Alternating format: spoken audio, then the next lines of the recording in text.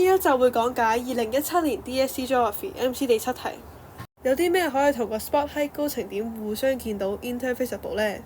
要係互相見到 intervisible，就係兩點一高一低或者平望，中間望落去嘅時候係冇嘢阻住嘅。如果兩者之間中間有個地，佢係同隔離嗰個地差唔多高嘅話，就會睇唔到。我哋可以喺 grid square 格網方格4610度揾到 spot height 542.5，而選項1嘅聯邦花園可以喺 grid square 格網方格4711度揾佢。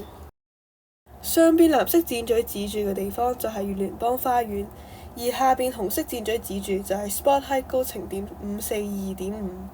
佢哋互相望嘅時候就會經過500米、400米、300米同200米高嘅地，即係兩個地方之間就經過咗落斜坡，所以佢哋兩個係互相見到 intervisible 嘅。選項1啱。選項2嘅克頓道食水配水庫可以喺 grid square 格網方格4510度揾佢出嚟。上面呢度就係克頓道食水配水庫，下邊呢個就係 spot height 高程點542.5。佢哋互相望嘅時候就會經過500米、400米、300米高嘅地。佢哋兩個係經過一個比較平坦嘅斜坡，所以佢哋係互相見到 intervisible。選項2啱。而選項3嘅江德道配水庫遊樂場可以喺 grid square 格網方格4810度揾佢。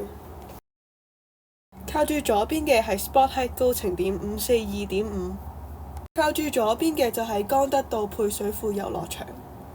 佢哋兩個係互相見唔到嘅，因為放大高程點嘅位置，就會見到佢哋相望有一個地方係高咗出嚟，就會阻住佢哋兩個互相見到。既然 spot height 542.5同埋江德道配水庫遊樂場係唔可以互相見到，選項3係錯。呢題嘅答案係 A。